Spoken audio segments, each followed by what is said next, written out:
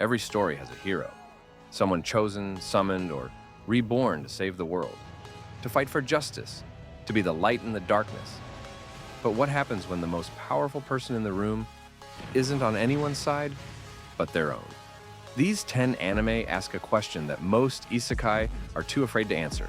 What if the protagonist, the one we're supposed to root for, is the most dangerous thing in the world they've been dropped into? Welcome to Yoru Collections. I'm your host, and today we're counting down the top 10 isekai anime where the hero is actually the villain. Stay until the end. Number 1 has earned its place at the top for a reason. Number 10, I'm the evil lord of an intergalactic empire. Most protagonists arrive in another world desperate to be the chosen one. Liam Banfield arrives with a different agenda entirely. After a lifetime of honesty that left him betrayed, broken, and dead, Liam is reincarnated into a vast intergalactic empire with a single, deliberate goal: to become the most feared, most ruthless evil lord the galaxy has ever seen. The universe, however, has other plans. Every scheme he constructs somehow collapses into peace and prosperity. Every act of calculated selfishness leaves his people more loyal than before. Liam thinks he's building a dynasty of tyranny. Everyone around him sees something else entirely. It's darkly funny, genuinely original, and one of the most quietly clever isekai premises to come out in years. Number 9. How Not to Summon a Demon Lord. In his old life, Takuma Sakamoto was untouchable inside his favorite MMORPG, undefeated, legendary, the demon lord no one could bring down. Then he gets pulled into that world for real, trapped inside the body of that very character. Now he walks the land as the demon lord himself. Overwhelming power, an intimidating presence, and a social awkwardness he hides behind. A persona so convincing that nobody dares challenge it. The world fears him, and maybe they should. Number 8.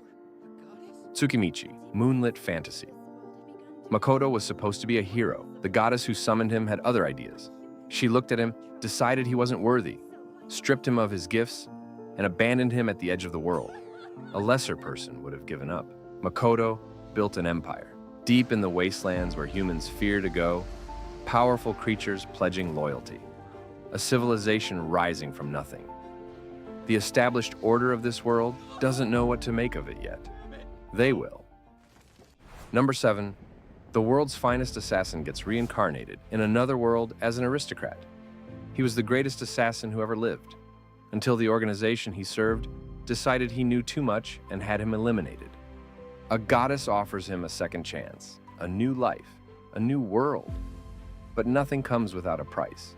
Reborn into a noble family with generations of blood on their hands, he must master the magic and assassination techniques of this new world and use them to kill a hero whose power, left unchecked, will bring about the end of everything. Now known as Lug Tuathade, he approaches this impossible task the only way he knows how: methodically, patiently, building his skills, gathering allies, and moving through the shadows of a world that has no idea what's coming. The difference between this and every other isekai? His goal isn't to save the world, it's to kill the one person everyone else is counting on to save it. And a second season is confirmed for 2027. So now is the perfect time to get caught up. Number 6. My status as an assassin obviously exceeds the hero's. Akira Oda has always been the kind of person people look straight through, quiet, forgettable, invisible. When his entire class is summoned to a fantasy world, everyone receives their role as heroes with excitement and relief. Akira receives his role, the silent assassin, and says nothing, because Akira is already watching, already noticing the details that don't add up, already understanding that the king who summoned them is hiding something terrible. By the time the truth surfaces, it's already too late for the royal family.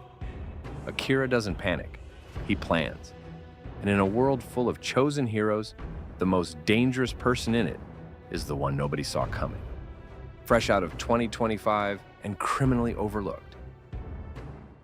Number 5. Arifureta, From Commonplace to World's Strongest. There is a version of the story where Hajime Nagumo becomes a hero. That version ended the moment he entered a dungeon on a training mission. What crawled back out of the dungeon wasn't the quiet, unremarkable boy who went in. It was something harder, something colder. Someone who had looked into the darkest parts of that world and decided, if this is how it works, then he'll play by his own rules. He doesn't let anyone or anything push him around. Hajime isn't a villain, but he isn't a hero either. He's something in between, and that gray space is where Arifureta is at its most interesting. Number 4, the rising of the shield hero. Naofumi Iwatani arrived in another world ready to be a hero. Within days, everything was taken from him. His reputation, his allies, his trust in other people. And in the wreckage of that betrayal, something changed. He almost broke, but built himself stronger, coming back for revenge. For a long stretch of this story, Naofumi walks a genuinely dark path. Distrustful, ruthless, operating by a personal code that the rest of the world would call villainous. And the most unsettling part is how completely understandable every step of it is. One of the most emotionally honest isekai ever made. Number 3, the Eminence in Shadow. Sid Kaganu has a dream, not to be the hero, not to save the world, to be the shadowy, enigmatic mastermind, the one who pulls strings from the darkness while everyone else chases the light. So he builds it, a secret organization, a hidden enemy, an entire mythology of shadows constructed from his own imagination. And then, piece by piece, all of it turns out to be real. The Eminence in Shadow is self-aware in a way that most anime never achieve. It knows exactly what it is. And it uses that knowledge to deliver some of the most stylish, entertaining, jaw-dropping moments in modern isekai. If you're looking for some awesome op main character moments and some incredible sounds, then this one is definitely for you. Number 2, Tanya the Evil. A cold, calculating Japanese salaryman dies, and in the moments between lives, argues with the divine being responsible. He is reborn as a small girl in a world consumed by war. Tanya von Degurichov. Undeterred, he rises through the military ranks with a ruthlessness that makes seasoned commanders uneasy. Brilliant tactical mind, zero sentimentality, an almost frightening clarity of purpose. Reach safety, reach power, and let nothing stand in the way. The contrast between what she looks like and what she actually is never stops being deeply unsettling. Tanya the Evil is the most uniquely dark entry in this entire genre. Number 1, Overlord. There was never any question. Ainz Gaon was once an ordinary office worker, someone who found meaning and belonging inside a game that meant everything to him. When that world became real, when the servers refused to shut down and the fiction became fact, he made a choice. He chose to protect the allies closest to him, even if that meant sacrificing everyone else in this new world. What followed is 4 seasons of a skeletal overlord consolidating power over an entire world. Methodical, patient, utterly unstoppable. His servants are fanatically loyal. His enemies are outmatched before they even understand what they're facing. And somewhere beneath the undead exterior is a man who still remembers who he used to be. Overlord is the gold standard, the benchmark every villain protagonist isekai is measured against. If you haven't watched it, that changes tonight. 10 worlds, 10 protagonists who refuse to be the hero the story expected. The line between villain and hero has never been as thin as these anime make it look, and that's exactly what makes them worth watching. This has been Yoru Collections.